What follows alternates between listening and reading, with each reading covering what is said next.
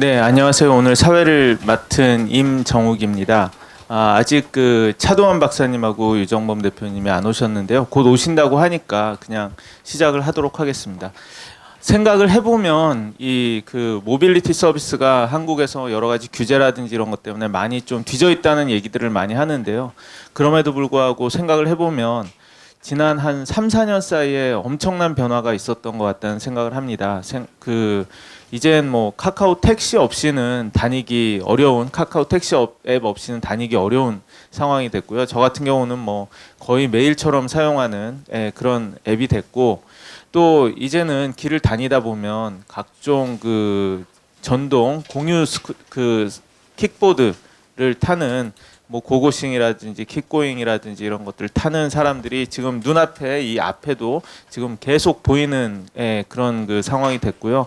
뭐 해외에서 우버가 최근에 상장을 했지만 뭐 우버 전 세계를 이렇게 뒤덮고 있는 것, 그런 것 잘 알고 있고, 또 곧 오실 부릉의 유정범 대표님 같은 경우도 보면은 이 부릉이라는 그런 그 이 로고를 단 이런 그 오토바이 기사들이 각종 음식이라든지 여러 가지들을 이렇게 그 배달해 주는 모습을 심심치 않게 볼 수 있는 그런 세상이 됐습니다. 그래서 오늘은 이 그 5분을 모시고, 그리고 차도환 박사님은 그 올 초였죠. 차도환 박사는 올 초에 이동의 미래라는 책을 쓰셨어요. 모빌리티 빅뱅, 누가 최후의 승자가 될 것이라인가라는 책을 이렇게 내셔서 전반적으로 전 세계 모빌리티 시장에 대해서 이렇게 좀 조망을 하시고 그러셨는데, 그래서 오늘 오신 분들께 그 다양한 그런 그 모빌리티 산업의 현 상황과 그리고 앞으로의 전망, 그리고 한국의 그런 모빌리티 규제를 어떻게 해서 이 산업을 더 살리고, 그리고 중요한 것은 국민들, 그 시민들의 이런 복리 후생, 그 생활 속에서의 그런 편리함을 더 높일 수 있을까, 거기에 대해서 좀 이야기를 해봤으면 합니다. 그래서 일단 그 각자 좀 소개와 함께 회사에서 모빌리티 서비스를 어떤 것을 하고 있는지 그런 이야기를 한번 듣고 싶은데요. 먼저 그 우버 유상무님부터 말씀을 해주시죠. 예, 안녕하세요. 우버에서 정책을 담당하고 있는 유동근이고요. 예, 만나뵙게 돼서 반갑습니다. 이른 아침에 이렇게 귀중한 분들 만나서 굉장히 좋고요. 우버 모빌리티를 잠깐 소개해드리면은, 우버는 뭐 너무나 이제 그 신문 지상에 많이 나와서 잘 아실 것 같지만, 저희가 한국에서는 모빌리티 이외에 우버 이츠라는 거를 딜리버리 서비스를 하고 있고요. 모빌리티는 지금 과거에 이제 우버 X 이후에 2014년부터 우버 블랙이라는 프리미엄 고급 택시 서비스를 하고 있고, 올해 1월달에 우버 인터내셔널이라 그래가지고, 그 여러분들은 이제 앱을 키시면은 보이지는 않는데, 외국인들이 앱을 키셨을 경우에는 우버 인터내셔널 이런 프로덕트가 보입니다. 그걸 1월달에 론치했고, 올 4월달에 얼마 안 됐죠. 그 저희가 우버 택시라고 일반 택시를 대상으로 하는 그 카카오 유사한 티맵 택시 유사한 그런 프로덕트를 갖다 지금 론치했고, 지금 론치한 지가 얼마 안 됐지만 저희가 앞으로는 조금 더 열심히 할 그럴 계획으로 가지고 있습니다. 감사합니다. 그 우버 인터내셔널이란 건 외국인들이 쓰면 어떤 작용을 하는데요? 뭐가 다르죠? 원래 서울시에서 인터내셔널 택시라는 게 있었고요. 그 인터내셔널 택시라는 면허가 택시 면허 중에 별도로 있습니다. 그래서 서울시에서 하는 프로그램이었고, 우버가 이제 한국의 관광객을 대상으로, 또는 외국인들이 한국에서 안심하고 택시를 탈 수 있다는 그런 점을 갖다 서로 접합점을 찾았고, 번호 인터내셔널 택시를 연결해 주는 건가요? 예, 그래서 이제 그 택시 프로덕트 이름이 서울시에서 하는 인터내셔널 택시라는 거고요. 저희 회사 이제 프로덕트를 키면 인터내셔널 택시라는 이름으로 앱으로 뜨고 있고, 이게 저희가 등록할 때 그 한국 핸드폰 번호 82로 돼 있기 때문에 저희가 뜨지는 않고요. 예를 들어서 해외에서 해외 번호로 우버를 다운 받으신 분들은 한국에 도착하시면은 앱을 켰을 때 우버 인터내셔널 프로덕트가 뜨게 돼 있습니다. 저는 그 택시를 운영하시는 분들이 어떻게 외국인들과 연결하나 그런 생각을 했는데, 그래서 많이 도움이 되겠네요. 네, 그걸 한 다음 정수영 대표님 메스아시아 소개해 주시죠. 네, 안녕하세요. 저는 현재 고고싱 서비스를 하고 있는 메스아시아 정수영 대표입니다. 반갑습니다. 저희는 라스트 마일에 해당되는 마이크로 모빌리티에 해당되는 파트를 하고 있고요. 5마일까지의 이제 서비스를 진행하고 있고 단순히 킥보드나 어떤 수단으로 저희가 마이크로 모빌리티를 보고 있지 않고 현재 모든 이동에는 다양한 종류들이 있는데 그 중에서 모세 혈관과 같은 이제 초밀도의 실제 교통수단이 필요한 곳에 마이크로형 서비스를 제공하는 고고싱 서비스를 운영하고 있습니다. 네. 김수 네, 기사님. 예, 인사드리겠습니다. 이제 카카오 모빌리티에서 정책을 담당하고 있는 김수입니다. 잘 아시다시피 저희 카카오 모빌리티는 카카오에서 그 이동 서비스를 관련된 모빌리티 부문이 2017년 8월에 분사를 해서 설립된 회사입니다. 그래서 저희 모빌리티는 그 모든 이동의 순간을 더 빠르고 안전하고 편리하게 간다는 목적을 가지고 서비스를 만들고 있습니다. 구체적으로는 저 카카오티라는 종합 플랫폼을 안에 모든 이동 서비스를 담아서 서비스를 제공하고 있고 세부적으로는 이제 카카오티 택시 그리고 대리운전 서비스 그리고 이제 주차 그리고 최근에는 이제 그 바이크 전기 자전거 서비스를 제공을 하고 있습니다. 그 밖에 또 카카오 내비게이션 서비스를 제공을 하고 있습니다. 최근에는 규제 혁신형 플랫폼 택시 관련해 가지고 좀 여러 가지 그 택시 사업자들하고 같이 협업하면서 새로운 시도를 하려고 노력하고 있는 중입니다. 예, 감사합니다. 네, 유 대표님 말씀. 네, 안녕하세요. 부릉이라는 초록색 오토바이에 달려 있는 그 서비스를 하고 있는 메시코리아의 유정범이고요. 저희는 물류다 보니까 여기 계시는 분들과 달리 교통이 아니라 물류다 보니까 또 B2C가 아니라 B2B다 보니까 하는 업무가 이렇게 잘 안 보이실 수가 있는데 vroom-tms.com이라는 저희 도메인에 들어오시면 저희가 이제 80명 정도 되는 데이터 마이닝 사이언티스트와 또 그런 옵티미제이션을 전공한 사실 연구진으로 이루어진 그런 IT 회사고요. 그런 IT 솔루션이 사실 한국에서 한 번도 internally develop이 된 적이 없는 영역이 있습니다. Transportation Management Solution이라는 것이 있고 그것을 한 5년, 6년 전부터 저희가 독자적으로 개발을 해서 시적으로 솔루션 제공 사업도 하고 있고요. 그게 조금 최근에 호황기를 맞은 게 신선식품 배송이라든지 아니면 세임데이 딜리버리라든지 새벽 배송 시장 같은 것들이 생겼고 덕택에 저희가 좀 많은 기회들을 얻어서 지금은 사륜 배송에 들어간 지는 꽤 오랜 시간이 지났고 최근에 대형 하이퍼마켓에 들어가는 그런 당일 배송이라든지 이길 배송이라든지 새벽 배송 같은 경우에도 저희가 차량을 납품하고 있고 또 아마 이번 주에 좀 기사화가 될 것 같은데 KTX 특송도 저희가 원래 우체국 택배에서 하던 것들을 저희한테 이관을 해주셔서 저희가 하고 있습니다. 그렇게 할 수 있는 이유는 TMS를 통해서 실질적으로 차주라고 할 수 있는 라이더한테 들어가는 쉐어를 저희가 더 많이 세이브를 해주는 저희 로직이 있고 실적으로 저희가 들어가기 전에 물류 시장은 100만 원 정도가 그런 택배사한테 들어가면 차주한테는 실제로 65만 원 정도만 들어가는 시장이었는데 저희가 갖고 있는 정보 기술의 힘으로 저희는 운송사이자 주선사이자 실질적으로 차주를 갖고 있는 차량을 공급하는 업체이기 때문에 차주라고 할 수 있는 라이더들한테 들어가는 쉐어가 35만 원이 없어졌던 것들이 한 반 정도가 라이더한테 가고 반 정도를 저희가 가져오는 그런 역할을 하고 있다고 보시면 될 것 같습니다. 네, 감사합니다. 네, 하나만 저기 KTX 특송 그러면은 역까지 가고 역에서 받아서 보내준 그건가요? 예, 그 KTX를 이용해서 예를 들어 서울에서 부산 아니면 서울에서 광주 이런 것들은 KTX 운송 수단을 이용해서 저희가 하고요. 여태까지 KTX 특송이 대중화되지 못했던 이유는 C2C 서비스라는 한계 때문이었는데 그것을 저희가 B2B 서비스화 시켜서 저희를 많이 쓰고 있는 하이퍼 마켓플레이스라든지 그런 오픈 마켓에서 좀 합리적인 단가에 당일 배송을 받아볼 수 있게끔 저희가 디자인을 했습니다. 네, 알겠습니다. 예, 차 박사님 말씀해 주시죠. 예, 반갑습니다. 키스텝의 차도원입니다. 저는 서비스를 하는 사람은 아니고요. 내비게이션하고 자동주행 시스템 쪽을 연구를 하고 회사를 다녔고요. 현재 그 모빌리티 관련해서는 주로 이제 규제 쪽을 많이 하고 있습니다. 그 국무총리실 신산업 혁신위원회 그 이제 신산업분과장을 맡으면서 그다음에 이제 그 규제 샌드박스 사전심의위원회를 관련해서 관련된 그 규제들 심의하고 있고 그다음에 좀 비즈니스 모델 쪽에 좀 관심이 많습니다. 예, 감사합니다. 네, 감사합니다. 차 박사님부터 질문을 드리고 싶은데요. 예, 뭐 전반적인 오버뷰를 말씀해 주실 수 있을 것 같아서요. 그 제가 보내주신 그 책도 사실 잘 읽었습니다. 감사합니다. 많이 팔렸나요? 네. 많이 요새 관심들이 굉장히 많은 것 같은데요.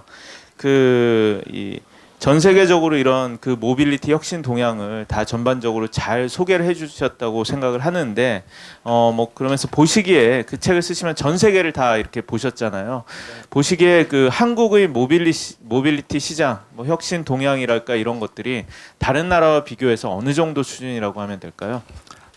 모빌리티라는 그 스코프부터 좀 말씀을 드려야 할 것 같은데요. 이게 보는 분마다 다르고 비즈니스 하시는 분의 관점 따라 다르고 그다음에 사용자 관점에 따라 굉장히 달라요. 근데 좀 이런저런 제가 봤던 그리고 제가 경험했던 만나뵀던 분들 비즈니스 영역을 좀 총괄해서 말씀을 드리면 정말 그 사람과 물건이 이동하는 거의 모든 수단들의 어떤 R&D에서 서비스 디자인에서 폐기까지의 전 과정을 다루는 것을 모빌리티라고 보고요.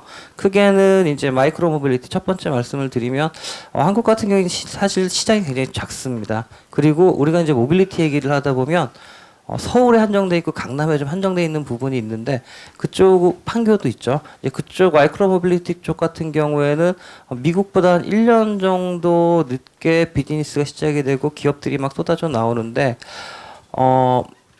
어떻게 보면은 사실은 이제 조금 물량이 늘어나기 시작하면은 어떤 도시 차원의 규제가 들어갈 시점이 아닌가 전 세계 관점에서 보면 그런 부분이 있습니다. 뭐 잘 아시겠지만 중국이 자전거의 무덤이었고요. 그다음에 이제 뭐 샌프란시스코나 뭐 산타모니카도 비슷한 현상이 일어났었는데 그런 현상이 좀 우려가 되고요.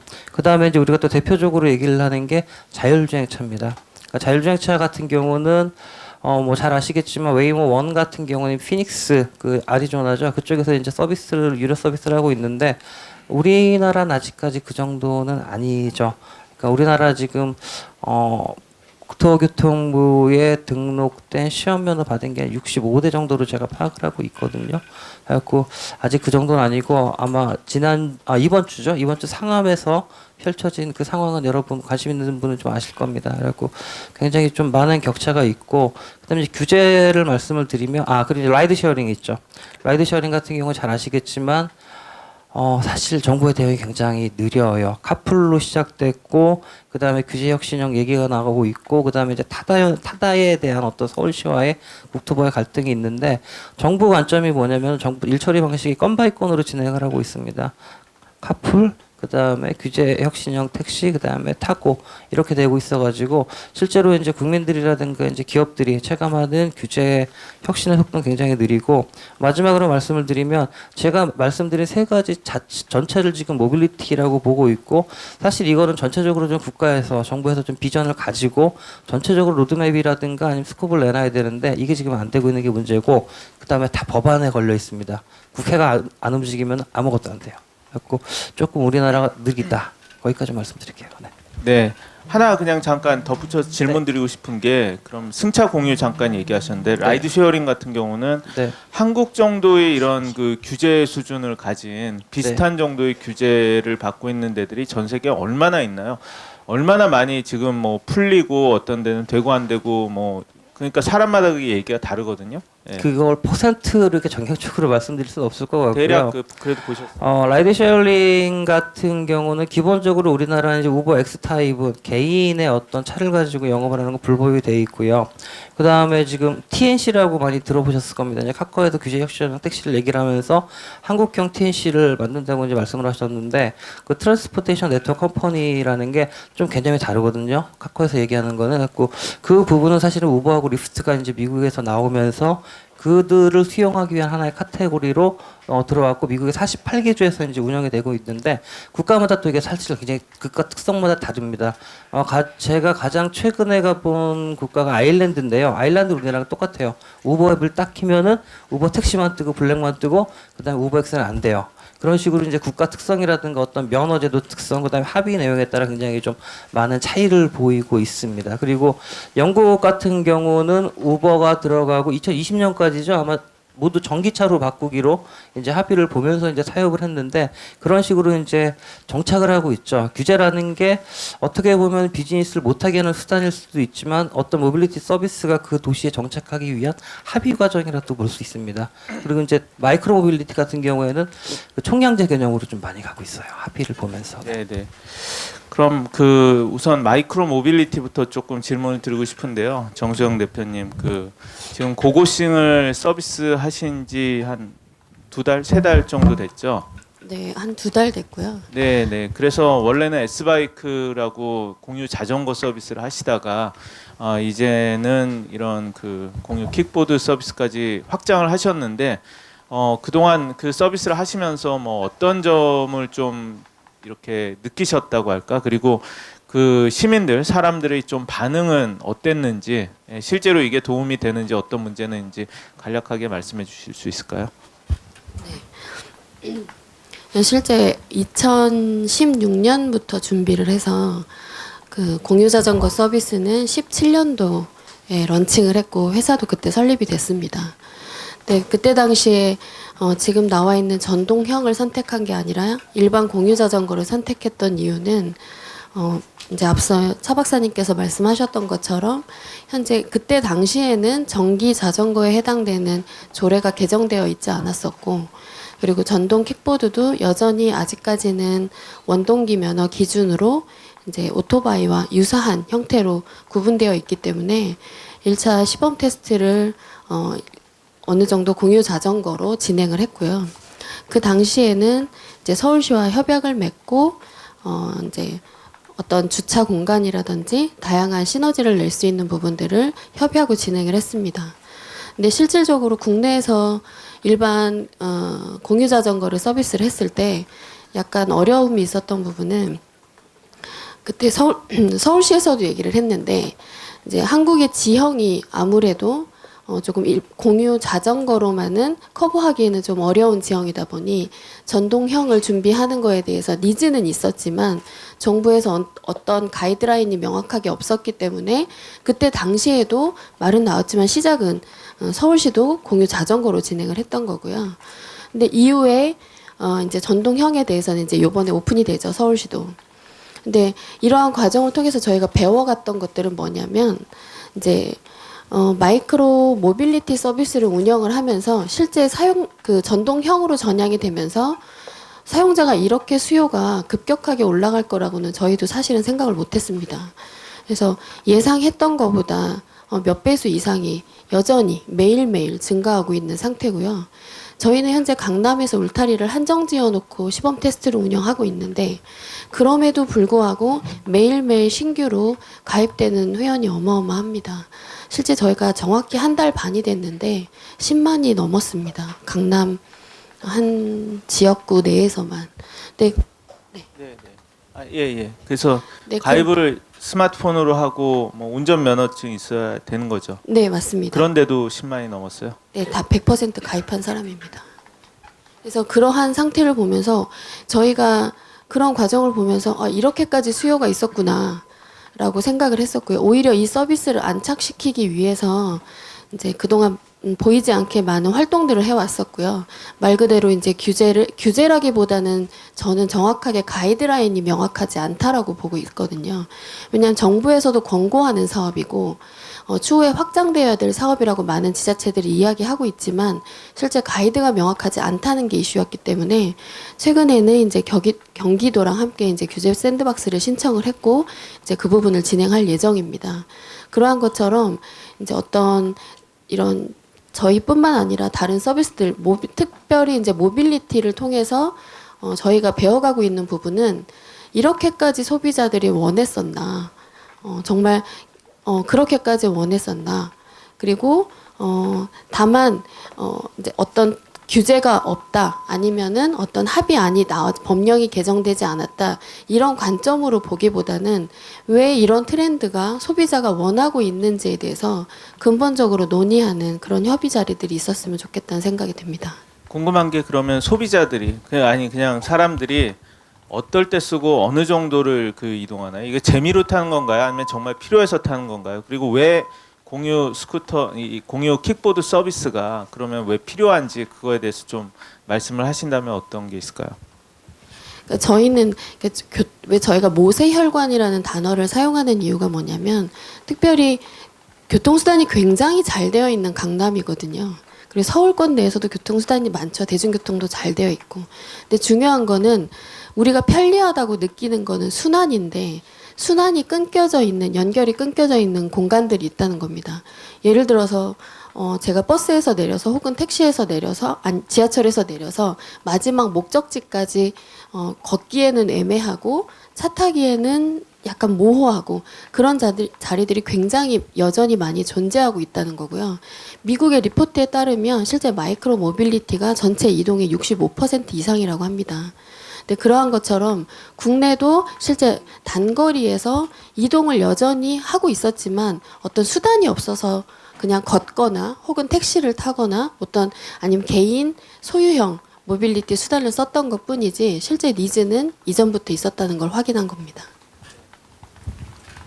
그럼 카카오 모빌리티는 좀 요즘 어떠신지 이렇게 좀 궁금한데 지난 3월까지는 모든 관심이 이 카카오 카풀 거기에 이렇게 쏠렸다가 사회적 되타협 이후 뭐 뜸하다가 갑자기 모든 그 이슈가 타다 쪽으로 사실은 이렇게 돌려진 사실 그런 느낌이 있거든요. 그래서 요즘에 카카오 모빌리티는 사실 어떤 걸 꾀하고 있고 아까 잠깐 말씀하셨지만 이 규제 혁신형 플랫폼 택시라는 게 어떤 것인지 실제로 뭐가 좋은 것이고 언제 어떻게 시작을 하시는 건지 거기에 대해서 한번 조금 더 구체적으로 들어보고 싶습니다.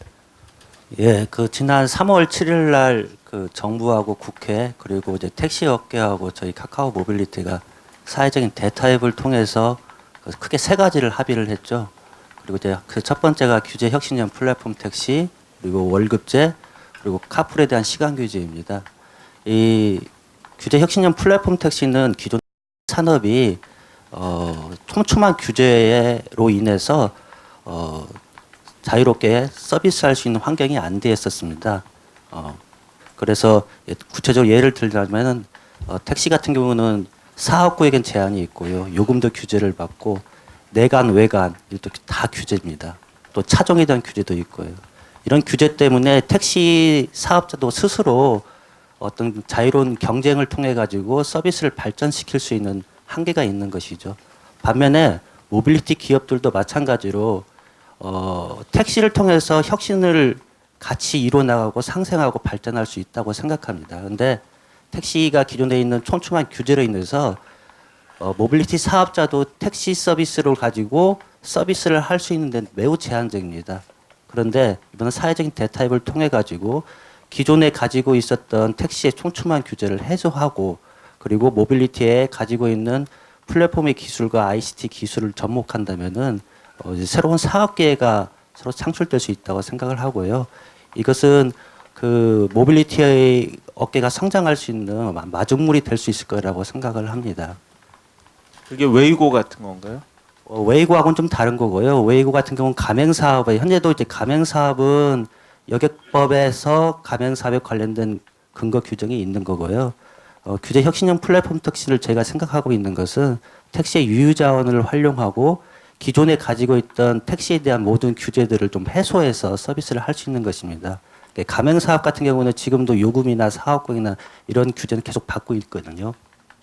택시 유휴자원이라는 게 그러니까 택시를 이용해서 조금 다른 것도 한다든지 이런 그러니까 규제를 같이 해소해 줘야 되는 거죠. 그게 하려면. 예, 그렇습니다. 택시에 대한 규제는 해소해야 되고요. 잘 아시다시피 택시 산업은 좀 정체되어 있죠. 예. 그리고 이제 수송 분담률도 계속 낮아지고 있는 상황이고요. 그리고 이제 잘 아시다시피 택시 같은 경우에는 산학금이나 낮은 임금 때문에 근로자의 처우 환경도 매우 안 좋은 상황이고요. 예. 그리고 이제 뭐 또 이렇게 그 택시에 종사하는 연령층도 고령화돼 있고 이런 문제점들이 있습니다. 우버에 대해서 조금 질문을 드리고 싶은데요. 사실 우버는 우리나라에서 그렇게 활발하게 지금은 서비스를 이 모빌리티 서비스를 하고 있지 않고 우버 이츠를 하고 계시고 그러는데, 그럼에도 불구하고 지난 5월에 우버가 상장을 해서 굉장히 큰 관심을 모았고요. 그리고 나서 또 이 상장 후에 뭐 주가가 그렇게 뭐 좋지 않아서 또 말도 많았고, 도대체 언제 이 회사가 흑자가 날 수 있느냐 이런 거에 대한 그런 회의적인 시각도 굉장히 많이 받고 있는 것 같은데, 그래서 한국에서는 우버 정말 뭐 문제 있는 거 아니냐, 정말 저게 어떻게 보면 모빌리티 미래냐 아니냐, 뭐 계속 갈 수 있는 지속 가능한 비즈니스냐라는 그런 여러 가지 비판도 많이 이렇게 직면하고 있는 것으로 알고 있는데, 거기에 대해서 좀 이렇게 회사의 상황과 앞으로의 그런 비전 그런 것을 좀 설명해 주신다면 어떤 게 있을까요? 그 주가 말씀을 하셔가지고 주가는 어떤가요? 요즘?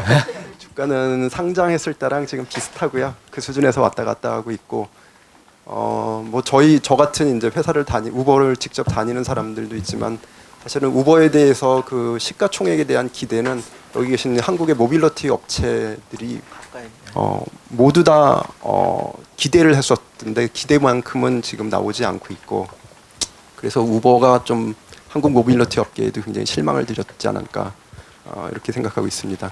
그 우버 상황을 조금 더 이제 설명드리면, 아까 차 박사님 말씀하신 대로 각 나라마다 조금씩 다른데, 한국에서는 특히 저희가 이제 한국의 법과 제도, 관습 이런 거를 따라서 이제 따르면서 비즈니스를 한다는 방침이 정해졌고요. 그러다 보니까 저희도 굉장히 좀 늦게 진행이 되고 있고, 오히려 이제 다른 업체들보다 굉장히 느립니다.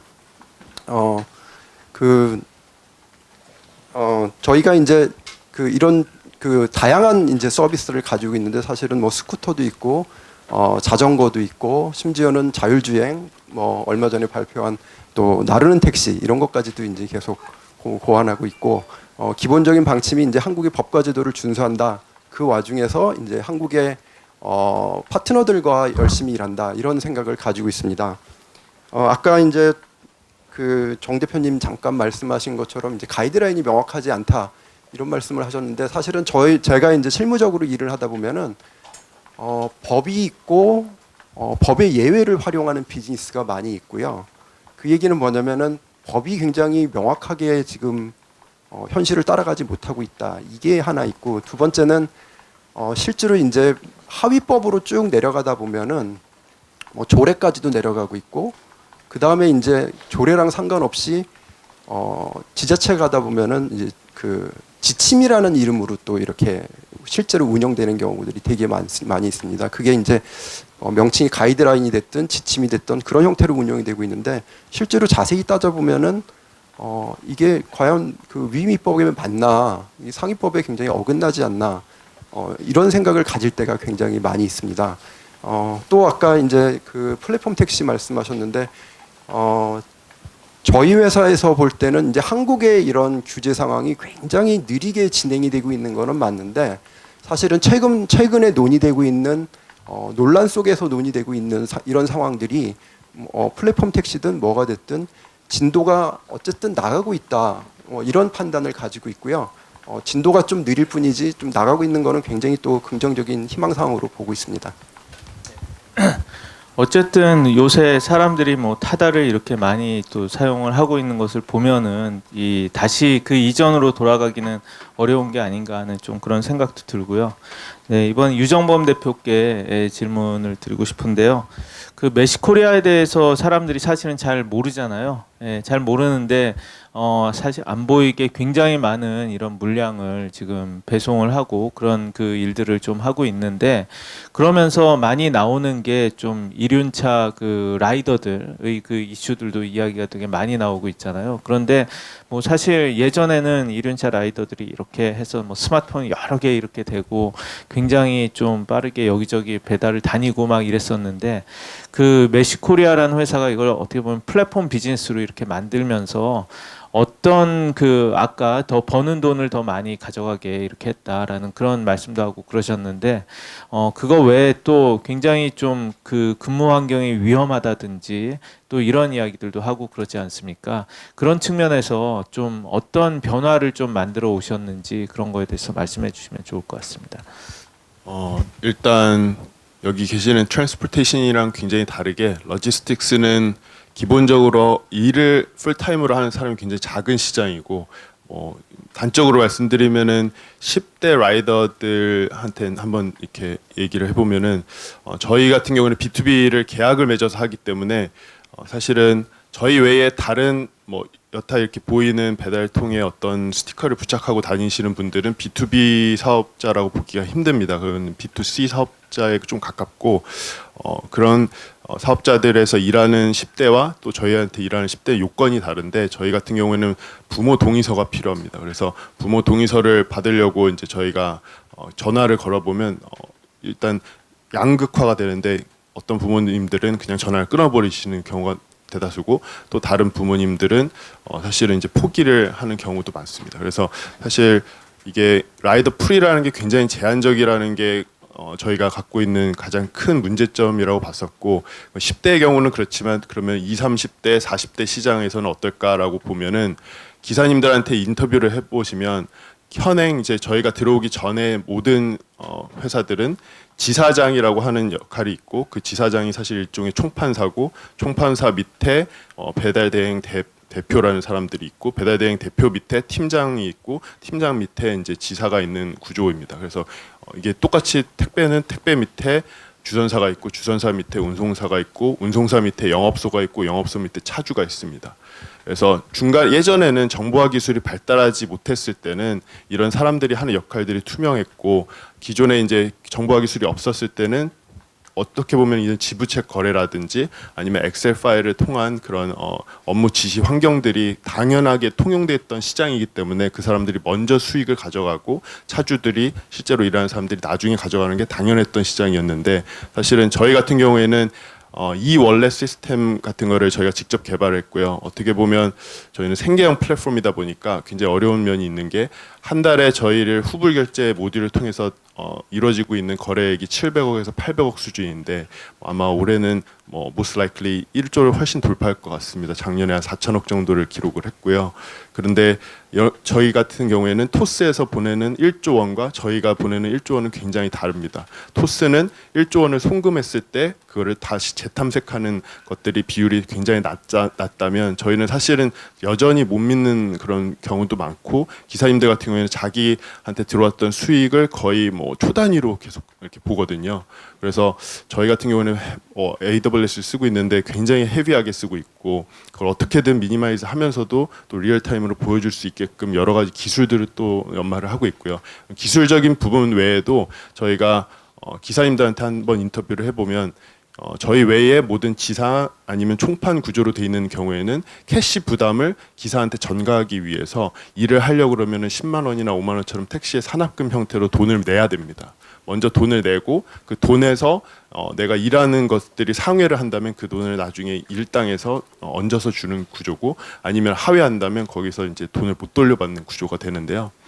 이런 구조들을 이제 탑하기 위해서 저희 같은 경우는 B2B 계약을 다이렉트로 맺고 저희 이 원래 시스템을 통해서 한 건당 예를 들어 4,000원, 5,000원을 번다면 그 4,000원, 5,000원이 저희 그 이 원래 시스템인 M캐시한테 가상 계좌로 바로 입금이 됩니다. 그래서 어떻게 보면 저희는 일을 함과 동시에 기사한테 돈을 제일 빨리 주고 있고 그 다음에 상점주한테는 저희가 규약에 따라서 일주일마다 콜렉트하는 상점한테는 일주일마다 아니면은 대기업 같은 경우에는 31일 25일마다 이렇게 해서 저희가 넣어드리고 있고 그 다음에 저희가 수익을 인식하는 구조로 가고 있고 예전에 이제 하나의 그런 생각이 드는데 재무팀장이 저희 예전에는 굉장히 하이스트 어카운팅 펌에 계시던 분인데 오자마자 저한테 그랬는데 저희 회사가 NGO냐고 왜 기사한테 빨리 주고 상점주한테 다 주고 우리는 그렇게 하다가 이제 회사 망한다 이런 얘기도 했었어요. 그런데 저희가 갖고 있었던 건 사실은 이제 재무적인 수치보다는 가치를 창출한다고 생각을 했었고 기존에 음성적으로 있었던 환경들을 양성화시킨다라는 생각들을 많이 했고요.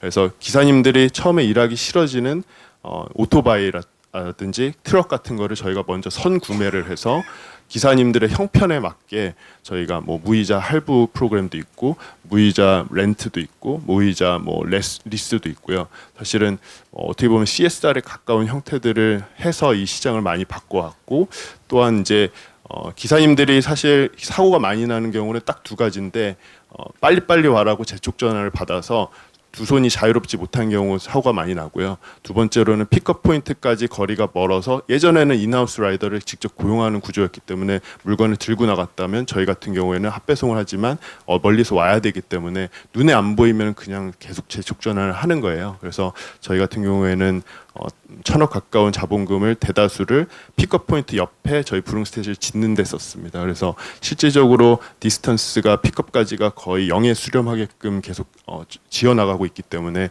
실질적으로 작년에 봤을 때 뭐 사고 사망이 거의 0건이었고 저희가 좀 자랑스럽게 생각하는 구조고요. 그래서 데이터와 자본력과 또한 기술력을 같이 융화해서 이 시장을 바꿔나가는 게 핵심 키워드라고 생각을 하고 있습니다. 시장을 굉장히 어떻게 보면 좀 투명하게 그리고 만들었고 또 이런 그 비즈니스들 상점주나 이런 데 입장에서도 뭐 이런 굉장히 계산하고 나중에 정산하고 이런 프로세스 자체도 자동화해서 굉장히 그런 로스를 줄이게 이렇게 만든 거군요. 근데 그렇게 사실 하시면서도 그 지금까지 올 수 있었던 건 그만큼 시장의 그런 그 수요, 디맨드가 이렇게 계속 빠르게 성장했기 때문인가요? 네, 어떻게 보시면 뭐 저희는 택배에 가깝기 때문에 이커머스가 성장함에 따라서 택배가 뒤늦게 수혜를 보듯이 저희는 O2O 서비스 또 이제 새벽 배송 시장 서비스가 화랑이 됨에 따라서 뒤늦게 이제 올라오고 있는 사실 시차는 조금 존재합니다. 한 1, 2년간의 시차는 존재합니다. 그래서 메스 아시아랑 또 흥미로운 제휴를 하신 것 같은데 잠깐 소개해 주시겠어요? 네, 뭐 제가 소개를 해요. 네, 그 고고싱이 갖고 있는 일렉트로닉 바이시클을 갖고 저희가 역사마다 이제 강남구랑 마포구에서 역사마다 저희가 이런 전기 자전거를 놨고 일반 크라우드 소싱으로 해서 배송을 시작을 했고요. 굉장히 놀라운 거는 저희가 이거를 좀 우려를 많이 했습니다. 왜냐하면 저희 B2B 계약을 했기 때문에 SLA라는 게 있고 서비스 레벨 오브 어그리먼트라는 게 있어서 그러니까 저 같은 일반인도 할 수 있는 거죠, 그냥 전기 자전거. 예, 근데 조금의 어려운 면이 있는 게 우버 이츠처럼 할 수는 없는 게 저희는 대곡의 애플리케이션이 있고 C2C 형으로 하는 게 아니라서 저희 같은 경우는 교육을 좀 이수를 해야 되거든요. 그래서 가서 이제 어떤 식으로 이거를 픽업을 해야 되는지 실질적으로 배송에 이제 디펜던시가 높은 맥도날드나 뭐 버거킹 같은 지점에서는 쏟아져 나오거든요. 단위 시간의 물량이 100건, 200건씩 쏟아져 나오기 때문에 거기서 내 브라운백이 어떤 브라운백이고 이걸 어떻게 내가 분리 작업을 해서 넣고 가야 되는지에 대한 디렉션이 명확해야 돼서 사실 이게 과연 될까라는 생각을 했는데 되게 놀랐던 건 2시간 만에 저희가 모집 인원이 다 차버렸습니다. 그래서 이게 시장 수요 뿐만 아니라 서플라이 사이드에서도 사실 일을 하고자 하는 네. 사람도 그렇게 어떻게 보면 52시간의 또 수혜인가라는 생각들도 내부에서는 하고 있습니다. 그 차 박사님께 질문을 드리고 싶은데요. 그 책에 보면 그 맨 마지막 장이 한국 모빌리티 무덤에서 벗어나려면 이런 그런 제목이에요. 그래서 그 제가 읽었는데 지금 기억이 잘 안 나서 다시 한번 모빌리티 무덤에서 벗어나려면 어떻게 하면 되는지 요약해서 좀 말씀을 해주시겠어요? 아까 좀 전에 말씀드렸죠. 모빌리티라는 스코프가 굉장히 넓거든요. 근데 이제 그 마이크로 쪽은 어쨌든 정말 네거티브 형태로 진행이 되고 있는 것 같아요. 규제 쪽을 저도 이제 관여를 하면서 정말 그 네거티브 형태로 정부가 그 다음에 뭐 미국에서 얘기한 네거티브로 진행된 것은 정말 그 마이크로 쪽은 정말 연구 대상일 정도다라고 이제 생각을 하고 있고요. 그 다음에 이제 뭐 자율주행 같은 경우는 사실 우리나라 자동차 산업이 투자가 굉장히 작습니다. 아마 제 책에 보시면은 그 제가 재작년에 그 전 세계 자동차 업체 투자를 분석을 했는데 제일 많이 한 데가 폭스바겐인데 폭스바겐의 국내 자동차 메이저 업체 그룹사까지 포함해서 저도 기억이 명확하진 않은데 한 10% 좀 넘는 수준이고 그 다음에 2위인 GM의 한 50% 수준밖에 안 돼요. 그리고 이제 이 첨단 자동차라는 게 저도 이제 자동차를 전공하고 회사를 다녔지만 90년대, 2000년대 초반에 뭐 자율주행 이런 것도 막 투자하다가 이게 이제 약간 약간의 이제 그 당시에는 자율주행이라는 게 도로 퍼실리티까지 하면서 이제 투자 이런 게 굉장히 많이 들었거든요. 그러다가 많은 데서 좀 났었는데 2009년부터 이제 구글이 시작을 하면서 그때부터 바람을 탔고 최근에 이제 투자를 하기 시작을 했습니다. 근데 글로벌 OEM 같은 경우에는 2016년도부터 이제 엄청난 M&A하고 투자 전략이 진행이 됐었죠. 근데 이제 그 후에 시작이 돼가지고 사실은 시간의 갭도 있었고 좀 후발주자다라는 부분이 있었고요.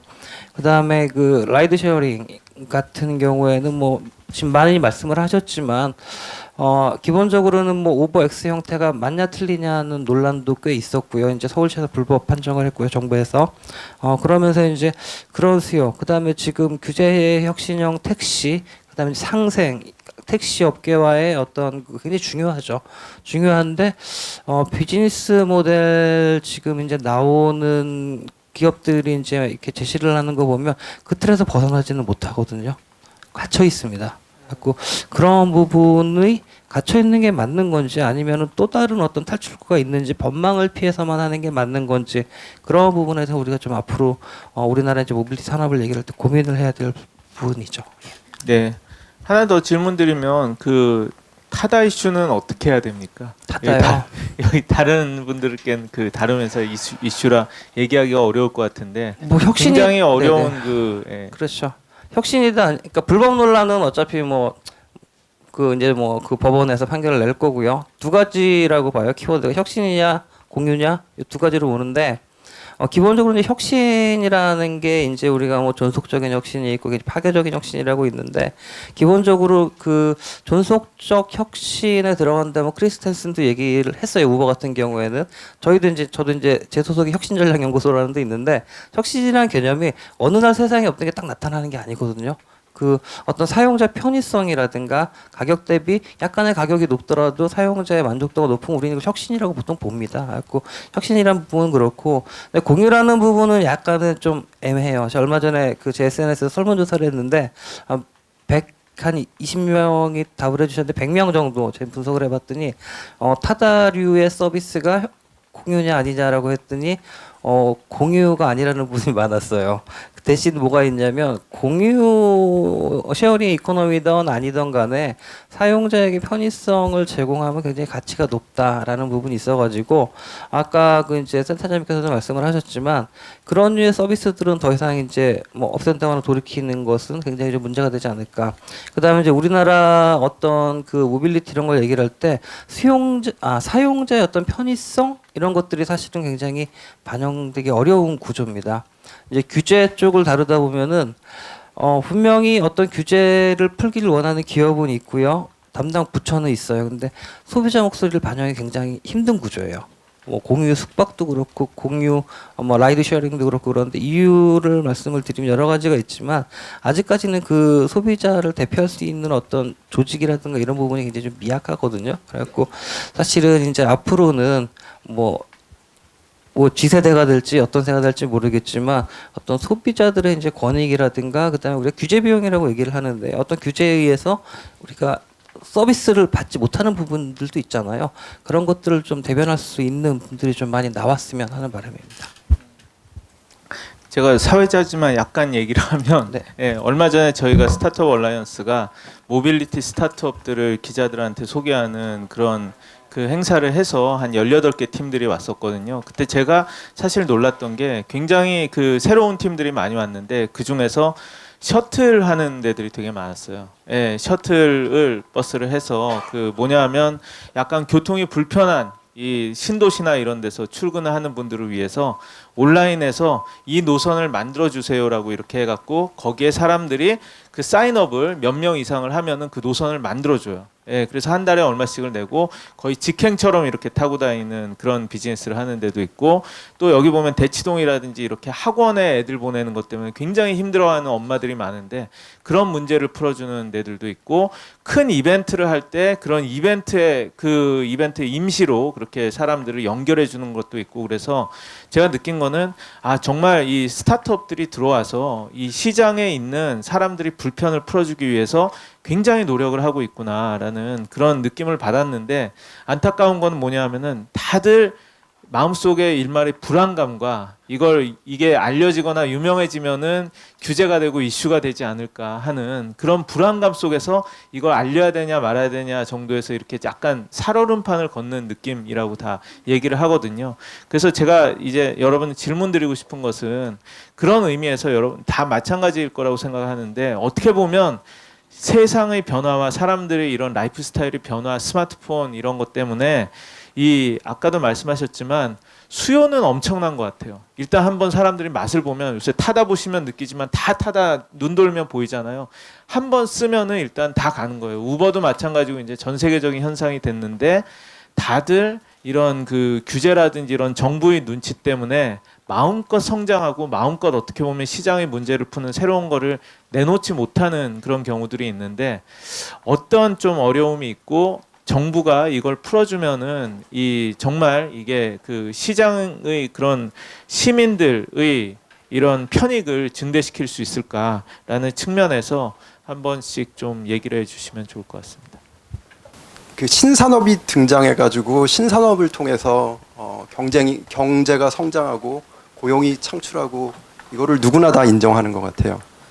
한편은 또 다른 면에서 보면은 이제 모빌리티가 특히 그런 논란이 되고 있는데 그 기존에 이제 업무에 종사하셨던 분들한테 어떤 불이익이 돌아가는 거에 대해서 굉장히 우려가 크고 이해 당사자가 첨예하게 지금 갈려 있는 걸 우리 전부 다 아는 내용인데 그러면은 그 해결책은 결국에는 정치권의 결단, 리더십이 필요한 거고 그 과정에서 어떤 대화, 타협, 경청 이런 게 이제 뭐 공자님 말씀처럼 들리지만 사실은 그게 우리나라가 가지고 있는 아주 명확한 현실이라고 보여지고요. 그런 과정에서 이제 문제가 해결돼야 되는데 제가 이쪽 업계에서 이제 일을 하다 보니까 대화 안 하고요, 안 듣고요. 그리고 또 같은 집단에 있는 분들 간에도 너무 이해관계가 많고 목소리가 크세요. 그러니까 이게 이제 합리적으로 어떤 논의 과정을 거쳐서 결론이 나와야 되는데 그게 안 되는 게 이제 가장 큰 문제인 것 같고 우리가 가야 될 방향은 사실은 뭐 제 개인적인 생각일 수도 있지만 아마 여기 계신 거의 모든 분들이 방향은 인정을 하실 것 같은데 그거를 어떻게 한국에 맞게 한국에 독특하게 이해관계자들을 만족시키면서 갈까 그게 이제 가장 큰 해결 방안이 아닐까 이렇게 생각하고 있습니다.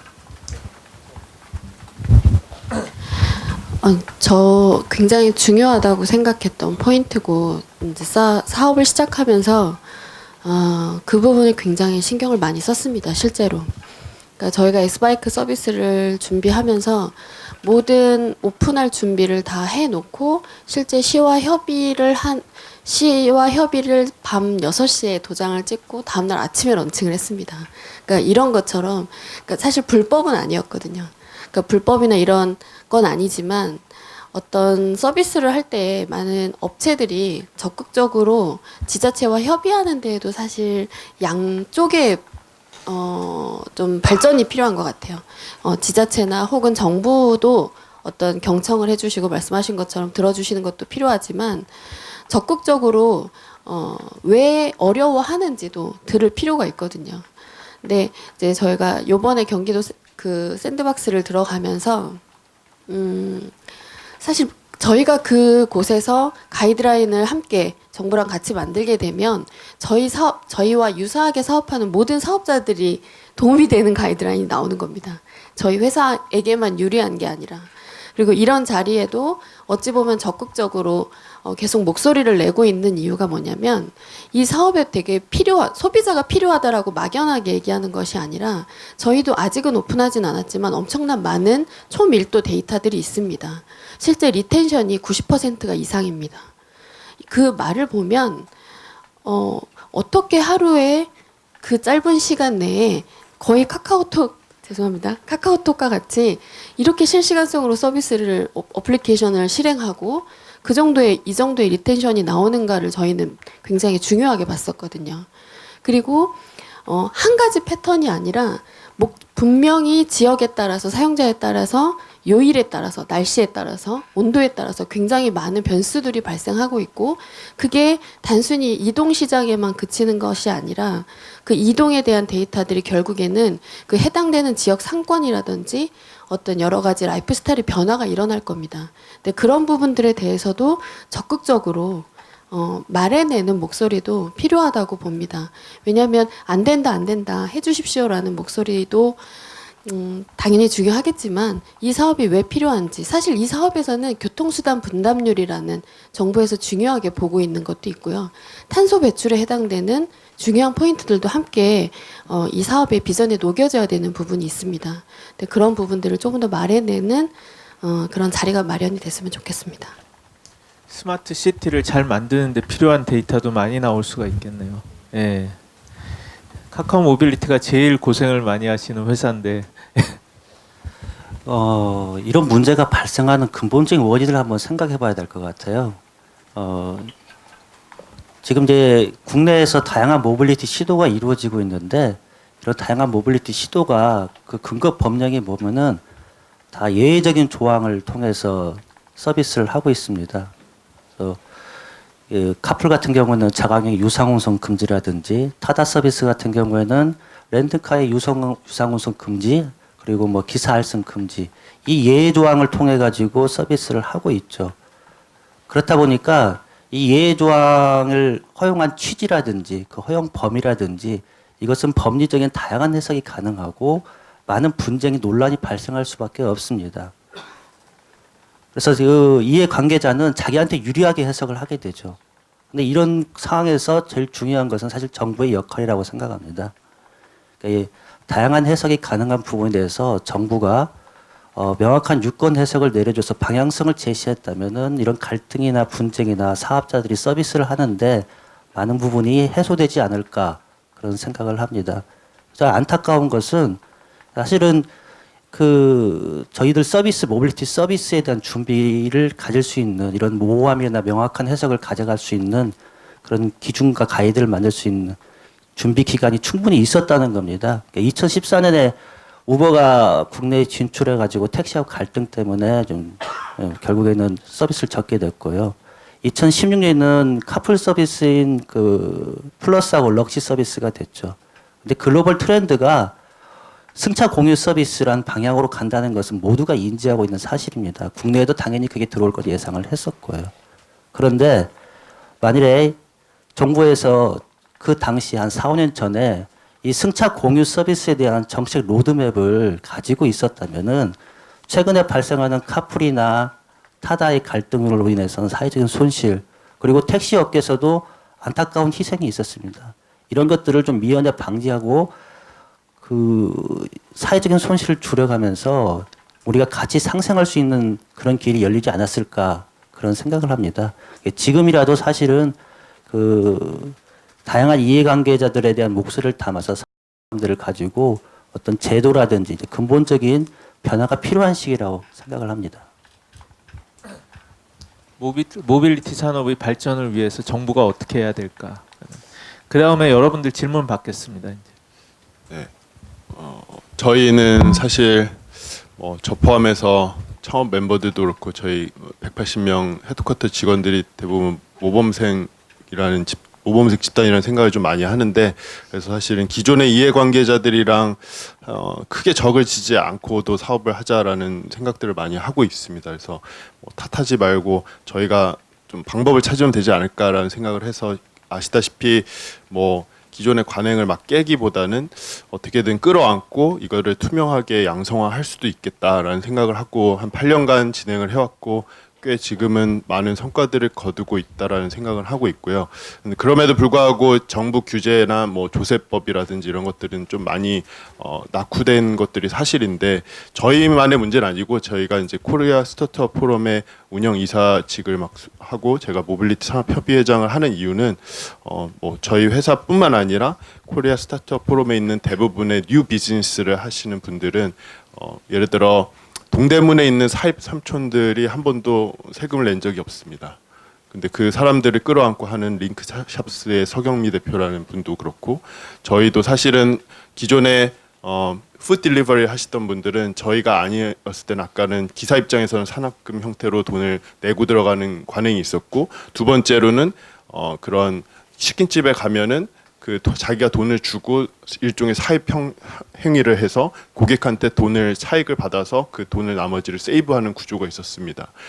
사실 저희는 이제 이 모든 것들을 자동화하고 정산화하고 세금 계산서 처리나 뭐 자동 정산 같은 거를 무상 서비스를 제공을 하면서 이 사업을 진행을 하고 있는데, 사실 여전히 그러지 못한 경우가 많이 있고요. 근데 기존의 이제 조세 제도의 루폴을 잘 이용하는 플레이어들이 그만큼이나 많이 생긴 거죠. 엄청나게 많이 생겼고, 뭐 저희가 아는 것만으로도 수십조 원 가까운 금액이 사실은 탈세의 온상이 되고 있는 형태입니다. 그리고 실질적으로 일을 하는 사람들 수십만, 예를 들어 저희가 하고 있는 로지스틱스는 이제 1톤까지만 치더라도 25만의 기사들이 일을 하고 있고, 그것을 몇천 명에 이르는 사람들이 이어주고 있는 형태인데, 사실 몇천 명을 위해 25만이 희생하는 것보다는 25만을 위해 몇천 명이 없어지기보다는 이제 조금의 덜 수익을 가져가는 게 맞지 않는가라는 생각들을 저희는 하면서 사업을 진행을 하고 있고요. 이런 면들을 좀 잘 보려면 사실 해외 같은 경우에는 뉴욕 콜트 같은 경우에는 플랫폼 레이버에 대해서 일종의 셀프 컨트랙터 지위를 인정을 해준 선례도 있습니다. 그래서 어떻게 보면 플랫폼을 통해서 또한 새로운 그런 와이트리스트의 규제들이 생길 수도 있는 거거든요. 그런데 그런 것들을 플랫폼 자체가 잘못됐다, 아니면 뉴 비즈니스를 하는 것 자체가 이해관계자들한테 항상 피해를 준다라는 선입견은 사실 굉장히 안 좋다고 생각을 하고 있습니다. 그리고 상생할 수 있는 방법을 플랫폼 차원에서도 계속 고민을 해야 되는 것이 맞는 것이고, 어쨌든 모든 현상을 51대 49라고 생각을 하거든요. 그래서 51%의 더 많은 사람을 위해서 존재하는 게 사회적인 그런 norm이 되고 사회적인 밸류가 되면서, 거기에 따라서 새로운 이제 규제나 법규들이 생기는 것이 전체 사회적인 소셜 밸류 측면에서 이롭다라는 생각을 하는데, 여전히 많은 부분들은 현장에 나가보지 않는 관행 때문에 아직 뒤처지고 있는 부분들이 사실인 것 같습니다. 그러니까 뭐 데이터라든지 모바일, 그런 IoT 모든 이런 기술의 발전으로 패러다임의 전환이 벌어지고 있어서 굉장히 많은 이 법들이 따라가지 못하고 이러고 있는데, 규제라든지 이런 정보의 가이드라인 이런 것들도 선제적으로 사실은 바뀌어야 되는데 그걸 도저히 사실은 못 쫓아가고 있다라는 말씀이죠. 오히려 플랫폼으로 해서 투명해지고 어떻게 보면 더 많은 베네핏이 다 갈 수가 있는데, 그걸 옛날식 관행으로 이 바꾸는 것을 이렇게 안 하고 막고 있다는 그런 얘기 같습니다. 네. 차 박사님 마지막으로 덧붙일 말씀 있으세요? 예, 우리가 이제 문화지체 현상이라 그러죠. 어느 나라도 규제하고 법은 기술 발전 속도, 혁신 속도 절대 못 따라갑니다. 네, 그런 부분인데, 그걸 얼마나 그 갭을 좁히느냐가 사실은 어떤 시장 형성이라든가 어떤 혁신에 이제 우리 사용자들이 어떻게 이제 그 혜택을 얻을 수 있냐, 이제 속도에 따라 왔다 갔다 하는데, 일단 정부 측면 같은 경우에는 우리 최 대표님이 이제 저랑 그 해커톤에 참여를 했었거든요. 그때 많이 느꼈던 게 뭐냐면, 중앙정부하고 지자체하고 커뮤니케이션이 잘 안 됐었어요. 그게 이제 그 기초지자체도 마찬가지고, 그 다음에 아까 조례 가이드라인을 말씀을 하시는데, 중앙정부하고 이제 기초지자체 해석이 막 달라갖고 문제가 생기는 경우가 있거든요. 그쵸? 고생 많이 하셨거든요. 그래갖고 그런 부분을 좀 이제 좀 해소를 해달라고 저희도 계속 얘기를 하는데, 어떤 그런 해석의 부분, 그 다음에 이제 지침의 명확성이 굉장히 중요하고요. 그 다음에 이제 우리 카카오 모빌리티 최수 실장님께서 말씀을 하셨는데, 일단은 모빌리티 전반에 대한 어떤 좀 국가적인 비전이라든가 로드맵이 나와야 돼요. 물류도 포함을 해서요. 그거 없다 보니까 기업 같은 경우에는 어떤 비즈니스 모델에 대한, 그 다음에 어떤 비즈니스 시장에 대한 예측 가능성이 없어요. 그래가지고 기업분들이 지난번 행사 때 마찬가지로 살얼음판을 걷는 게 그것 때문에 그러는 거거든요. 그래갖고 그런 부분이 굉장히 중요하다라는 부분이 있고, 그 다음에 마이크로 모빌리티 같은 경우에는 기존에 이제 어떤 경쟁 기득권이 없었기 때문에 좀 조용한데, 이제 택시 같은 경우가 문제인데, 어느 나라고 다 시끄러워요. 많은 기자분들이 여쭤보시는 게 뉴욕 사례, 호주 사례, 프랑스 사례 말씀을 하시는데, 다 이렇게 빨리빨리 대응을 해도 다 제대로 되는 게 없습니다. 근데 이제 그걸 내놓으면서 계속 이제 간극을 좁혀 나가는 거거든요.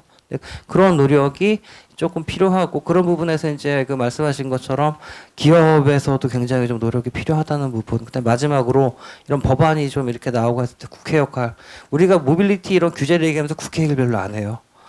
다 그 정부에서 뭐 하고 해도 법 통과 안 되면요 완전히 그 시간 버리고 무용지물입니다. 그래갖고 국회 쪽에서도 좀 책임감을 갖고 사실은 이제 어떤 그 규제라든가 이런 게 개혁이 되고 법안이 들어가면 그 법안을 좀 빨리 통과할 수 있는 그런 역할이 제일 중요하다고 저는 봅니다. 네. 김병관 의원이 잘 들으셨을 것 같습니다. 네, 그러면 이제부터 여러분들 질문을 좀 받도록 하겠습니다. 예, 질문 있으신 분 손을 들어주시겠어요? 그 메쉬코리아가 지금 플랫폼 TF 들어가 있는 걸로 알고 있는데 물류 쪽에서는 어떤 규제가 좀 가장 문제이고 풀어야 할 그 가장 시급한 거라고 보고 있는지 궁금하고요. 그 TF에서 좀 어떤 논의 이루어지고 있는지 뭐 공개 가능한 거 있으면 좀 말씀해 주시면 좋을 것 같습니다. 네. 저희 플랫폼 TF는 이제 사실 대외협력실 소관이라서 제가 아주 디테일하게 말씀드리기보다는 아까 말씀드렸던 사실 저희 같은 기업들 아까 링크샵스 그리고 저희가 수요 조사를 해보니까 한 5,600개 정도 되는 스타트업 코리아 스타트업 포럼에 있는 그런 협회사들이 겪고 있는 문제가 동일한 게 이제 부가세 이슈라는 것들이 있고요. 실질적으로 저희의 이제 역할을 말씀드리면은 맥도날드가 예전에 이제 맥라이더를 직접 고용했을 때는 15,000원의 이제 주문가액이 있으면 거기에 따른 1,500원의 부가세만 지출을 하면 됐었거든요. 근데 이제 저희가 대행을 하면서 실질적으로 처음 3PL을 쓰다 보니까 한 5,000원 정도의 배송료가 발생을 한다 그러면 소비자는 안 내고 있지만 그런 것들이 이제 저희가 5,000원을 인식하면 500원에 대한 부가세를 또 저희가 부과를 해야 됩니다. 그러면 국가는 15,000원의 주문가액에 대해서 예전에는 1,500원의 세금을 수취하다가 지금은 2,000원의 세금을 수취하고 있는 거죠. 그 전에는 사실은 배송료라는 것들이 물밑에 나오진 않았지만 여전히 아까 말씀대로 음성 거래들이 있었고 예전에는 소위 말하는 현금 깡 형식으로 해서 15,000원의 치킨이면은 그런 것들을 기존의 이제 그런 심부름 사업자들이 사오는 구조였고 한 12,000원에 사서 소비자한테 15,000원에 다시 재판매를 해서 중간에 차익을 3,000원을 수령하는 구조였습니다. 근데 그런 것들을 이제 저희가 양성화하면서 저희 회사가 작년에만 거의 100억 원 가까운 그런 부가세를 지출을 했고 아마 올해는 성장세에 따라서 한 300에서 400억 가량을 지출을 해야 되는 형편인데 그런 것들이 사실 이제 저희가 모든 것들을 양성화하는 데 있어서 굉장히 큰 루폴이고 아까 말씀드렸던 링크샵스 같은 경우에도 사입 삼촌들을 양성화했지만 여전히 사입 삼촌들은 그러면 저가 영업을 할 수 있는 거거든요. 저희나 링크샵스처럼 10% 부가세를 부과해서 어떻게 보면은 애드 밸류를 주면서 어떤 작업을 할 수 있는 공간이 있는 반면에 여전히 많은 수의 소상공인들은 저가 영업을 더 선호하는 경우가 있습니다. 저가 영업을 선호를 했을 때의 안 좋은 면도 분명한데도 예를 들어 세금을 안 냈기 때문에 당연히 나중에 환급을 받을 수도 없고 또한 아무도 이 규책 사유가 없습니다. 그런 식으로 물건을 사서 주게 되면은 내가 만약에 폐업을 했다 아니면 갑자기 돈을 갖고 날랐다 물건을 갖고 날랐다 이랬을 때 사실은 규제할 수 있는 방안들이 없습니다. 이게 북에서 오프 더 북 레코드이기 때문에 그래서 이런 것들을 저희가 양성화했음에도 불구하고 좀 여전히 전체 마켓을 바꾸기에는 굉장히 어려운 실정이고 그래서 아까 말씀드렸던 플랫폼을 통해서 새로운 규제를 만들 수 있다라고 말씀드렸던 게 저희 같은 그런 5,600개에 달하는 기업이 모두가 다 올바르게 하고 있다고는 저희도 말을 못하겠지만 사실은 잘하고 있는 기업들이 있다면 과 또한 정부 아니면 아까 말씀드렸던 법안 발의를 하시는 국회에서 저희를 한번 룩인투 해주시고 그거에 따라서 같이 콜라보레이션을 하거나 컴바인을 해서 새로운 조세법, 새로운 그런 판례들을 만들 수 있겠다라는 생각들을 갖고 이제 TF에 참여를 하고 있고 생각보다 굉장히 많은 것들이 비슷한 식으로 묶여 있습니다. 그래서 한두 개의 그런 법안들이나 규제 때문에 사실은 5,600개에 달하는 산업들이 사실 꽃을 피우지 못하고 여전히 음성거래, 여전히 많은 소수의 사람을 위한 다수의 피해가 있는 것들이 많다라고 좀 보고 있습니다. 앞서 류동근 이사님이 말씀하신 것 중에서 이제 상위법과 지자체 지침 간에 이제 간극이 있다고 얘기를 하셨고 또 차 박사님께서도 이제 중앙 정부와 지자체 간의 소통이 좀 제대로 안 되고 있다 이런 부분을 얘기를 하셨는데 좀 어떤 이게 좀 사례를 구체적까지는 아니더라도 좀 어떤 사례가 좀 있었는지 좀 얘기를 해주셨으면 감사하겠습니다. 해커톤 때 논의가 됐었는데 우리 도크리스 시스템 있잖아요. 자전거라든가 우리 전동 킥보드 그게 이제 허용이 되느냐 아니냐 문제가 있느냐 없느냐에 대해서 약간 그 지자체들 간의 이견이 있었고 중앙정부에서는 뭐가 문제였냐 그렇게 얘기가 됐었죠. 네. 그래가지고 이제 그 허용에 대한 좀 이렇게 약간 그 엇갈린 해석들이 있었어요.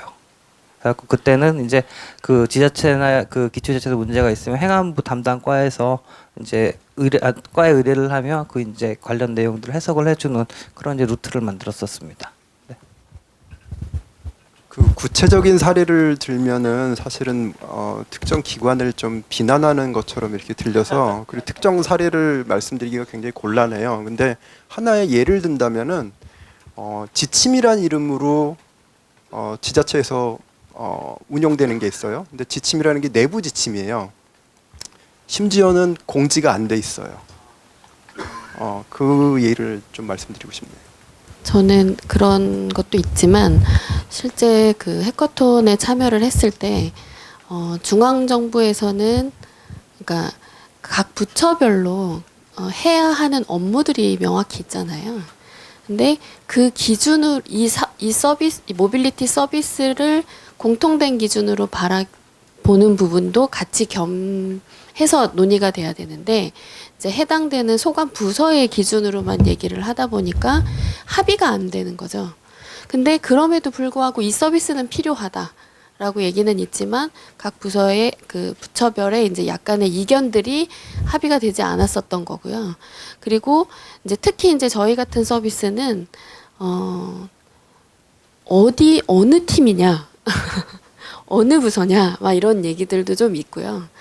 그리고 지자체 같은 경우는 이제 오프 더 레코드나 이런 뭐 미팅 자리에서 이렇게 만나게 되면 실제 필요하다고 하십니다. 들어와야 된다고 하고 정말 들어오면 좋을 것 같아요. 이렇게 얘기하시지만 어느 선에서 이 서비스를 어떻게 가이드를 해야 되는지 모르겠어요. 이 말씀이 항상 있으세요. 그래서 이제 저희가 거꾸로 이러이러하게 진행하면 어떻겠습니까? 라고 하면은 이제 정말로 지자체 분들하고 얘기하기 위한 양식이 포맷이 만들어졌죠. 그래서 그런 것처럼 이제 그 이해관계 같아요. 부처도 마찬가지로.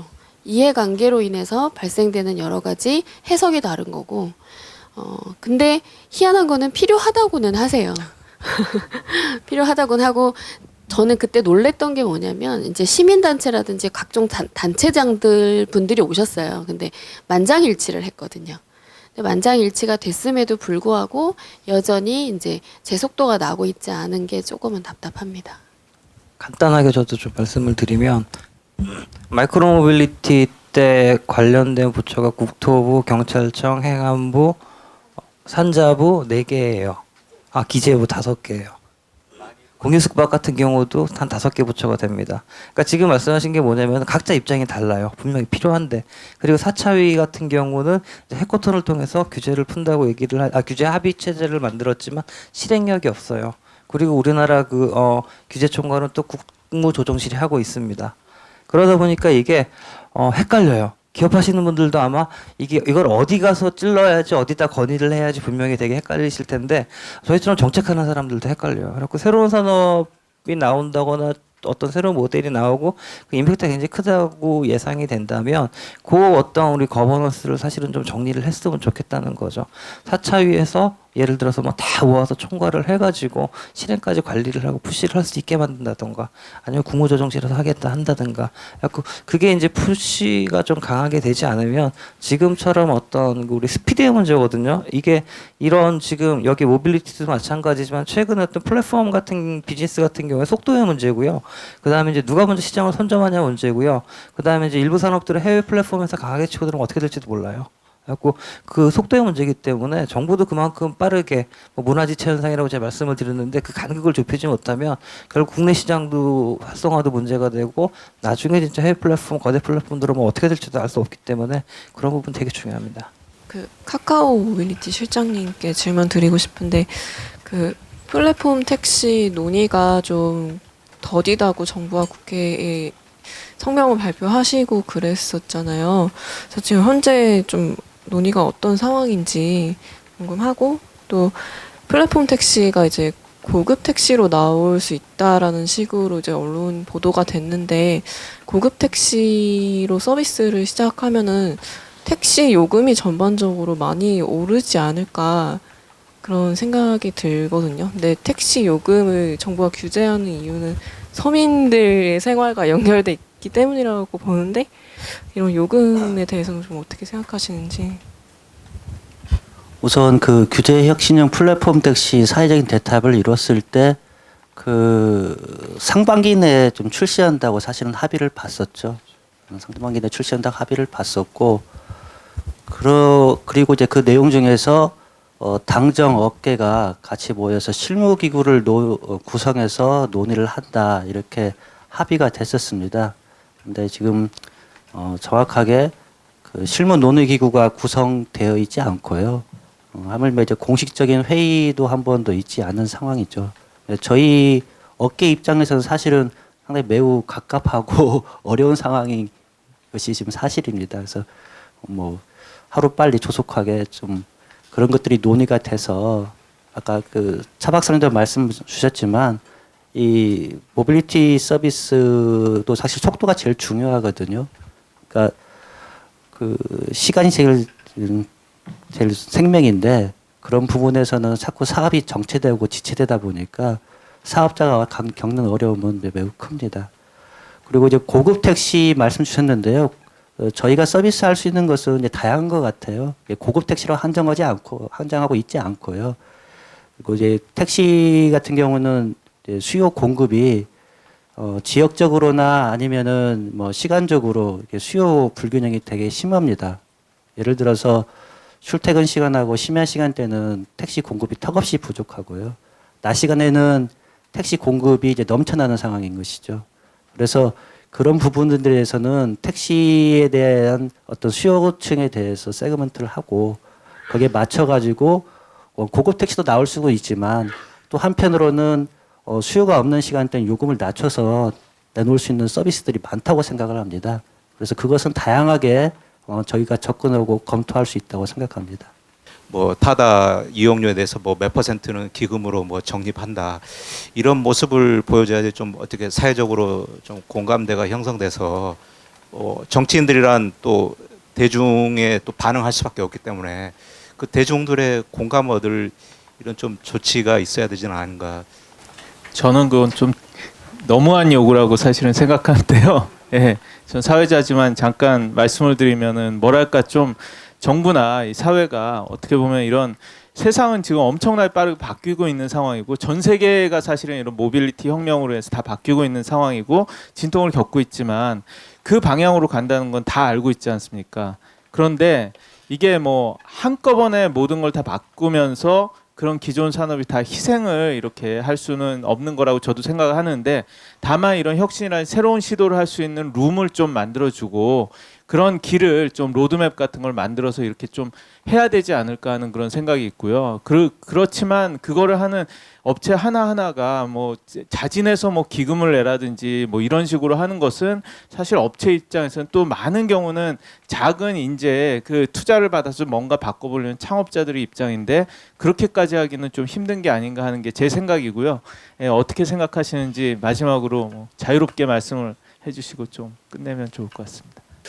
저희도 예전에 부탁해라는 자체 서비스를 했을 때는 기존 산업이랑 굉장히 적을 많이 졌었는데 그때 회사가 한 26억 정도 까먹고 제가 노동법정에 막 기사님들이 막 오버타임 찰지 안 줬다 뭐 안 줬다 해가지고 막 불려나가고 같이 만나서 얘기해보고 했었을 때가 이제 좀 회사를 피벗하게 된 계기였는데 일하는 사람 입장이 그 더 많은 사람들 입장에서 생각할 수도 있었지 않았나라는 생각을 저는 하게 됐었어요. 그래서 아주 단순한 논리였는데 그때만 해도 저희가 이런 최저시급 이슈가 아주 크리티컬하지 않았던 2012년도에 창업을 했기 때문에 그때 같은 경우에는 기사들이 보통 한 달에 200만 원 정도 가져갔습니다. 그래서 200만 원 정도 하면은 뭐 A급 라이더를 이제 저희가 고용할 수 있었는데 뭐 그분들이 얘기했던 것들이 많은 얘기가 있었지만 굉장히 숏하게 말씀드리면은 200만 원 사장님은 계속 주면서 왜 전 달에는 10건 치라 그러고 이번 달에는 뭐 12건 치라 그러고 다음 달에는 하루에 20건 치라고 하면은 사장님 입장에서는 기분 좋으시겠어요? 이랬는데 그냥 기분 안 좋겠더라고요. 그래서 나도 좀 더 무례했던 것 같다. 미안하다. 이렇게 얘기하고선 이제 좀 무혐의 판결도 나고 했는데 단순한 논리인 것 같은데 저희가 플랫폼이 돈을 버는 곡선과 저희의 파트너들이 돈을 버는 곡선이 같아야 그게 서스테이너블 그로스일 것 같고 또한 사회적으로 봤을 때도 제가 말씀드렸지만 51대 49인 것 같아요. 뭐 어떤 것도 50대 50이라고 전 보지는 않는데 51의 편에서 조금 플랫폼이 사고를 하고 저희는 뉴 비즈니스이기 때문에 좀 더 유연한 면이 있습니다. 새롭게 시작을 했기 때문에 다른 면은 이제 아주 강하게 갈 수도 있겠지만 그렇게 강하게 가는 것보다는 50일의 흐름을 계속 타면서 진화할 수도 있는 거거든요. 그래서 컨티뉴어스 펑션을 만들면 되지 왜 스트릭트 펑션을 만들려고 했지라는 생각을 저 스스로는 하게 됐었는데 뭐 그런 식으로 사회적으로 융화하면서 성장하는 플랫폼이 된다면 저희 거버먼트 입장에서도 굉장히 부담이 덜하실 거고 새롭게 일하시는 분들 입장에서도 일할 맛 나는 그런 잡 플레이스먼트가 생기는 거 아니냐라는 생각들을 하고 있습니다. 네, 뭐 시간이 상당히 지나가지고요. 오늘은 여기까지 하고 또 그 질문은 좀 따로 더 이야기하면 좋을 것 같습니다. 네, 긴 시간 동안 들어주셔서 감사합니다. 네, 수고해 주신 여러분 박수 부탁드립니다.